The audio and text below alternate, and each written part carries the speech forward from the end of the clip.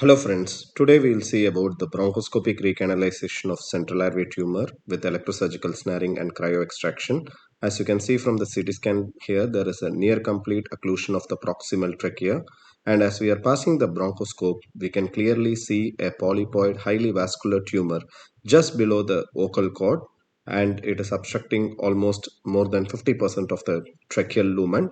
And as we are using the bronchoscope, you can see that this tumor is highly vascular, and so proper precautions has to be taken to prevent the blood spillage during the time of the electrosurgical snaring of this tumor.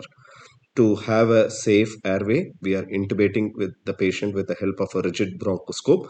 In this case, a 12 size tracheal barrel is being introduced, and as you can see from the video here, the gradual insertion of the rigid bronchoscopic tube is attained, but care is taken not to force the rigid barrel into the airway, which causes the avulsion of this. Once the rigid is positioned, now we are placing a suction tube to prevent any sort of bleeding from contaminating the airway, and now we are passing the electrosurgical snare.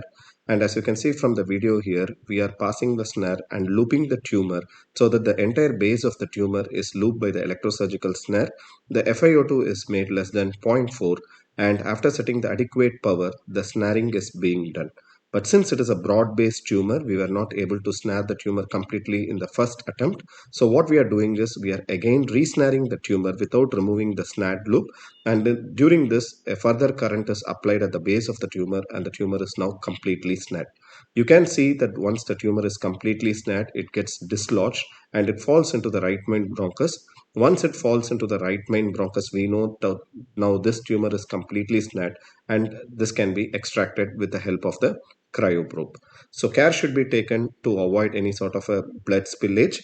And once we ensure that there is no active bleeding, now we are introducing the cryoprobe. And as you can see from the video here, we are freezing this tissue and we are retracting it into. Care should be taken not to stop the cryoactivation, and the cryoactivation should be complete till the snared tumor is completely out. This is the snared tumor, which you can see from the picture here. Once it is done, now we can see that the airway is completely recanalized, but we wanted to prevent the tumor from recurring. So what we are doing is, again, we are keeping the FiO2 less than 0.4, and we are introducing the electrocautery tip, and we are ablating the tumor base. And once it is done, now you can see there is no active bleeding. The entire trachea is completely recanalized, and the patient is then extubated on table, and the patient was discharged the very same day. Later, in the histopathology, it turned out to be a case of a spindle cell carcinoma of the trachea. Thank you.